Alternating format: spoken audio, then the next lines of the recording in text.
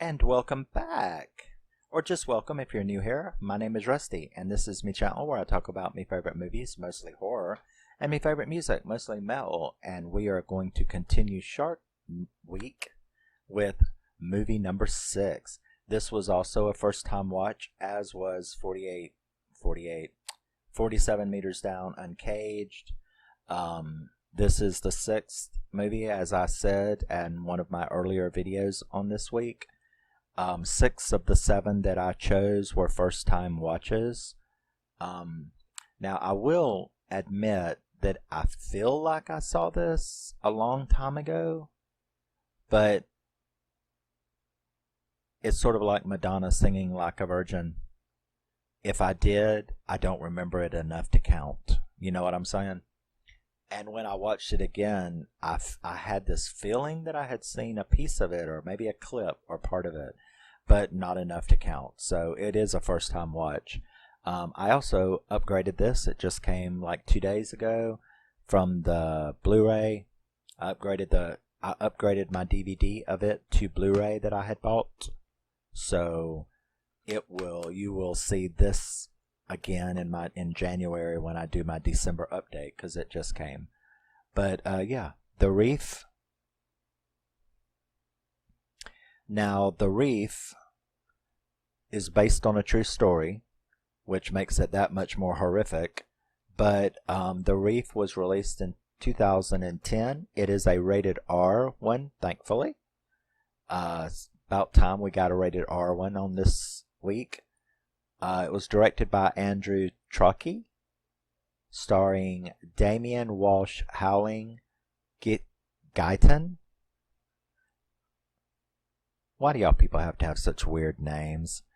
Gyton Grantley and Adrienne Pickering. And yes, The Reef. So, and this is another Australian movie, by the way. So, yeah. Let's get down to business. So this movie opens with Luke at an airport as Kate, Susie, and Matt arrive on a plane. Now, Kate and Luke used to be a couple, but they are no longer a couple. And Matt and his girlfriend, Matt is Kate's brother, so that makes it all very, very sad as well. But so Luke is one of those people who delivers boats. Like if you buy a boat from somewhere, a fancy yacht, you're gonna have to have someone like probably sail it to you if you don't do it yourself. And that's his job. So he's always been, able to do a lot of sailing for free on nice boats. So they are going to take out this yacht and go out to a reef, a little small island and a reef, to hang out for the day. So he gets a friend of his, Warren, who has never crewed with him before, but agrees to go along. So you've got Luke, Kate, Susie, Matt, and Warren. They all take off and they go out to this, do some sailing and going to spend the night and come back the next day. So they hang out, and they go scuba. They hang out on this little island. And then Warren starts hollering at them from the boat, shouting at them that they need to come. So he notices that the tide has went out very fast. So they make it back to the boat and they have a little trouble, but they manage to get out of the area because the tide is going out, which means the boat is trying to bottom out and they're going to be stuck. So they go on about their business. Nighttime comes. They're having fun. They all go to sleep. I think Luke was the only one awake at the time when all of a sudden the boat hits a reef and the bottom is like ripped and the boat capsizes. So, and this is right as dawn was happening. So you have them upside down. He manages to find them all. They manage to get on top of the bottom of the boat. So they're on the hull, and they don't really know what to do. Luke keeps going down there, going up into the boat, looking around, trying to find stuff for them. They manage to then have a powwow when he brings back wetsuits, a couple of wetsuits, some fins, things like that, and starts telling them that the current is taking this yacht further and further out to sea. So he offers them the two options.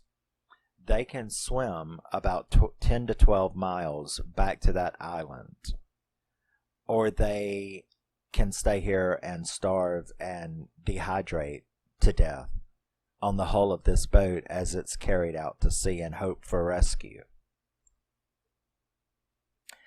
Here we are in another quandary, because I honestly don't know what I would do. But Matt and Susie decide to go with him. Kate is going to stay with Warren on the boat because Warren isn't going to have it. He is like, I'm sorry, but I can't. I know what's in that water, and I'm not getting in it. And like I said before, this is an Australian movie, and I think I said that in Bait. Australia, bad place for sharks. You know, so I kind of understand what Warren's fear was, because he just was not going to do it. Now, I think they maybe got like half a football field away from the boat before Kate started yelling, I've changed my mind, and she goes with them. So Warren is left alone on the hull with what little supplies they could get out from under there, and the three of them, or the four of them now, begin swimming. They're of course terrified, especially Matt and Susie, because swimming 10.5 miles, 10 to 12 miles, so, they're going on this journey, they're swimming.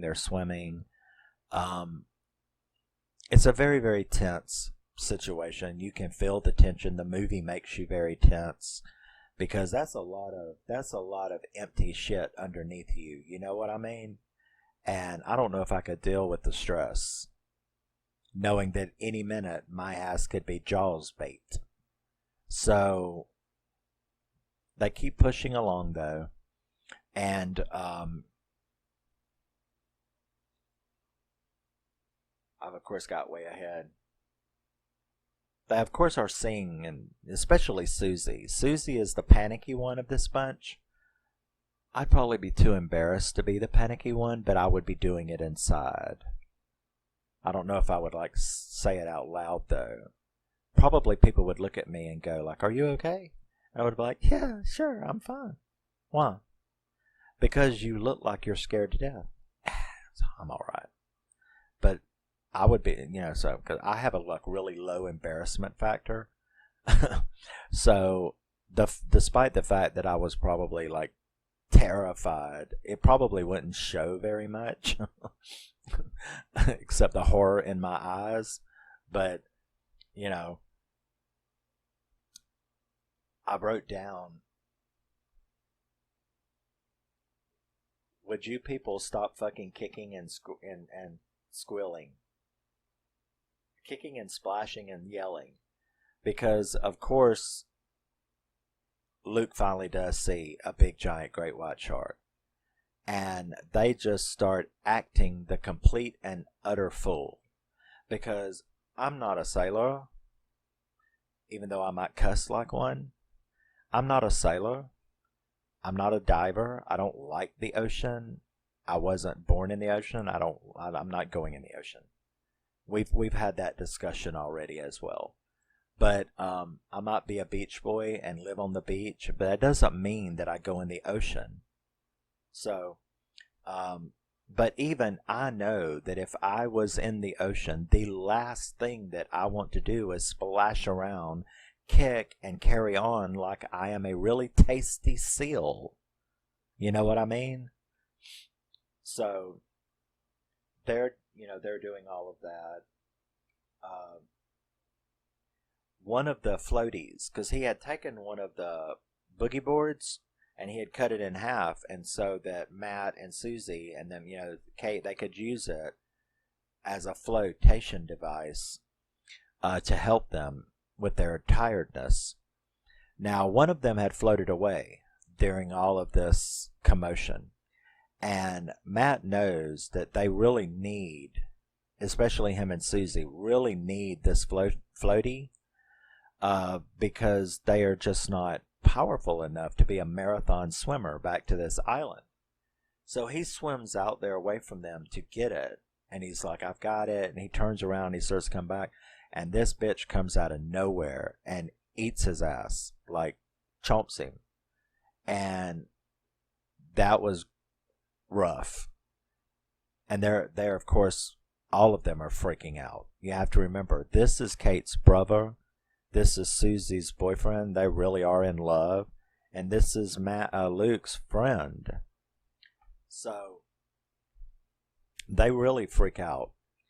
And that's where I had wrote that, please stop kicking and screaming and all that. So when he bobs back up, they run over there, they swim over there to him. And he's like, no, stay away. My leg is gone.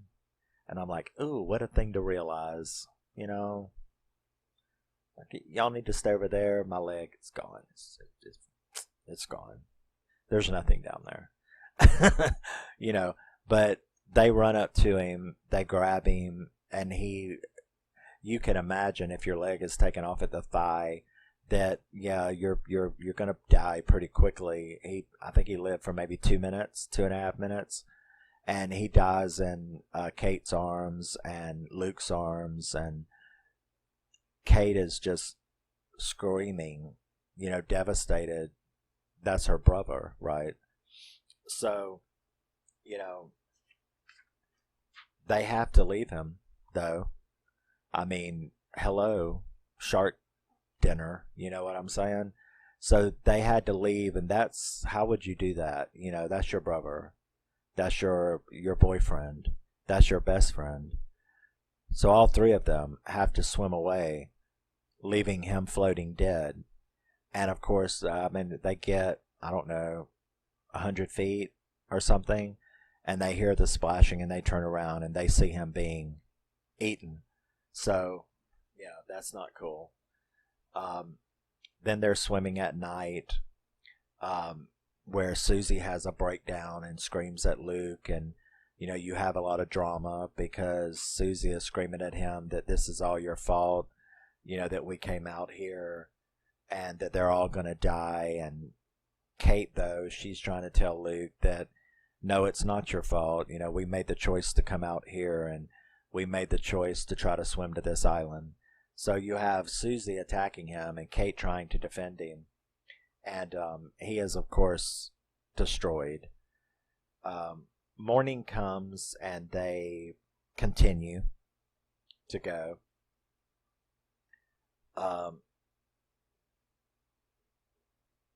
Now, we then get to see Warren. We flash back to the boat where we see Warren on the hull, and he's hearing all of these noises, and he's looking over the sides, and he's seeing all these sharks, and the look on his face is complete terror. The boat doesn't look like it's sank any, but that's the last we see of him, because now it goes back to them, and you never see anything more of Warren after that scene. So the next morning, after they go a little bit, they actually see land. They see a little island, and they start trying to get to it. Of course, you've got tension noises, something's around, And it is, the shark is stalking them. That's what it is. It's the same shark, and it's stalking them. I mean, why not? I'll just save you three for later. You can pick them off one at a time every time you get hungry. Um, so they do manage to make it to this little small reef. They sit there and rest for a while, and then they have no choice. We've got to continue on.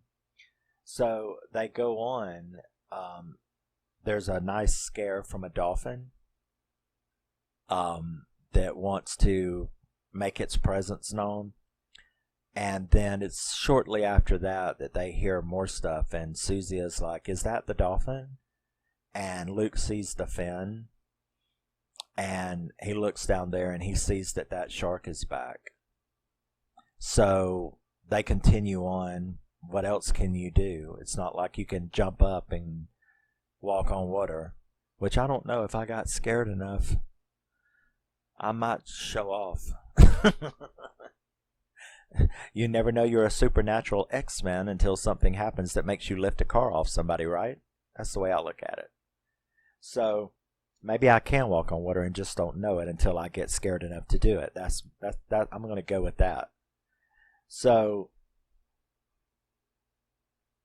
he sees the shark. They continue on because there's nothing else they can do. And then just like lightning again, that bitch gets Susie. And that was especially painful because Susie was terrified of that very thing. It's sort of like, I don't know if you would call it ironic. It's not that it's ironic. It's that that's a bad way to go. It's sort of like if your worst fear in the world was rattlesnakes, and I knew this person, and this person's worst fear in the world, right, was rattlesnakes. Getting bit by a snake was just their most horrible nightmare. And then you get a phone call from someone who tells you that this person that you know was out hiking and fell into a rattlesnake pit. You would be like, no.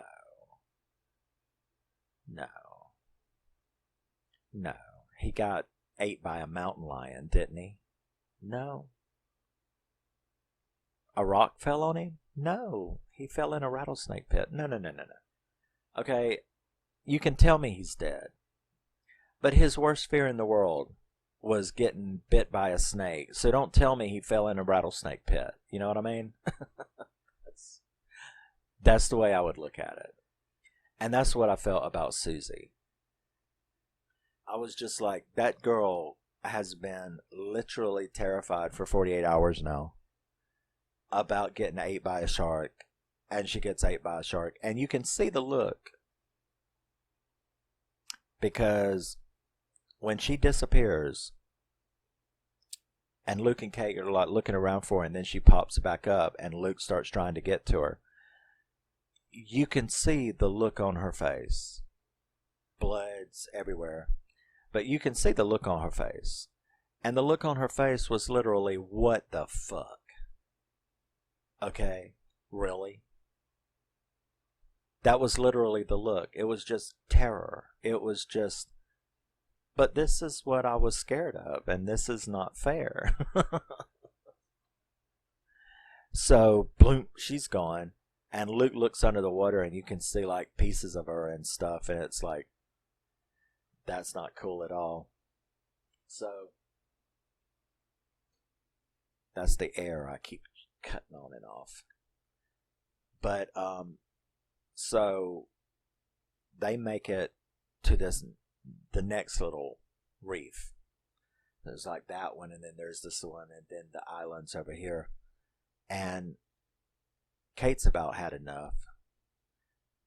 And Luke is we have to stay the course.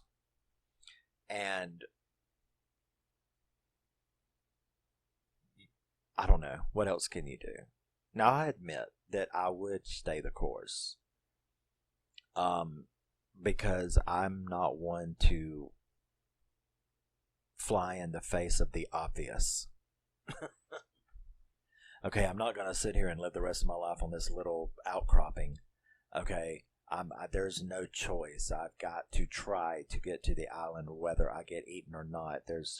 We're in a situation where it's the medicine has got to be taken. There's nothing else you can do. So they make sort of well, Kate notices that her foot is bleeding, and he tries to wrap it up so that the blood, but I don't think the blood would have mattered because the shark has been stalking them the whole way. And they even realize that. She's like, that's the same shark, isn't it? And he's like, yeah, I think it is. I'm pretty sure it's the exact same shark. So they make a mad dash to the island. They manage to get to the island, and unfortunately for them, it's not like a beach, so I mean, you have to climb this little thing, and he helps her up, and that shark is like, I see you, and he's coming, and that was really sad too, because he really is begging Kate, help me up, help me up, help me up, and she's trying her absolute best to help his ass up, and he maybe gets about halfway up, and that shark gets him, and she's gone, or he's gone. And she has a well-deserved breakdown, screaming out into the ocean for him to come back.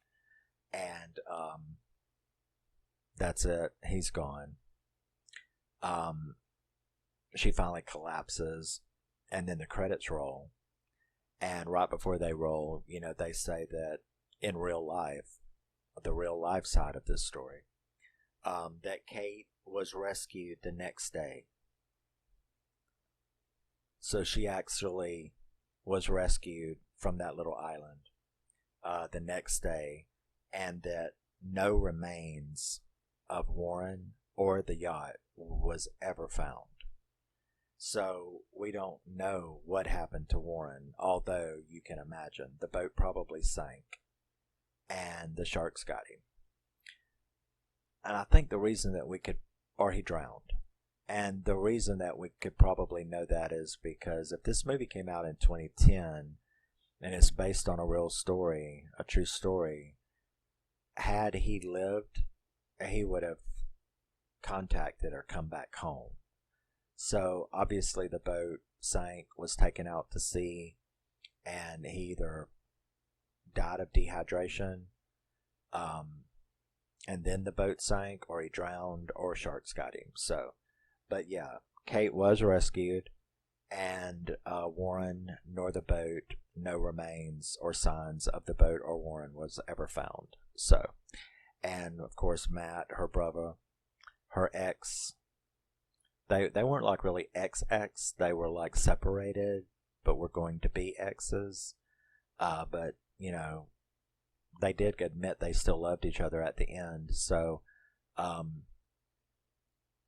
that's her boyfriend, her brother, and her brother's girlfriend have just been, I wonder what she's doing today. I doubt it's swimming. But yeah, that's The Reef. It's an 8 out of 10 to me. I gave it an 8 out of 10 score. I absolutely love it. I did hear that they've made a new one, or about to make a new one, or just made a new one. I saw it on International Movie Database 2022. So I guess it's out now, or has come out. I don't know what it's like, but I would be interested in getting a hold of it. I'll see if I can find it. But yes, that is The Reef 2010. I will see you in the next one. Love you, miss you. Bye-bye. Thanks for joining me during Shark Week. And yeah, always remember, never forget, you are a very, very, very special and unique individual, even if you're not an Aussie trapped in the middle of a shark-infested waters trying to get your ass to a reef. And it's getting more and more difficult to find little quips like that to say about how special you are, associating with each and every movie, especially when you do 7 shark ones in a row. But that's just the way it is. So I will see you in the next one. Thank you very much for tuning in. I hope you've enjoyed it. Let me know what you think about The Reef. or if you think anything at all. Love you, miss you, bye. See you in the next one. Ta-ta. We'll finish up next.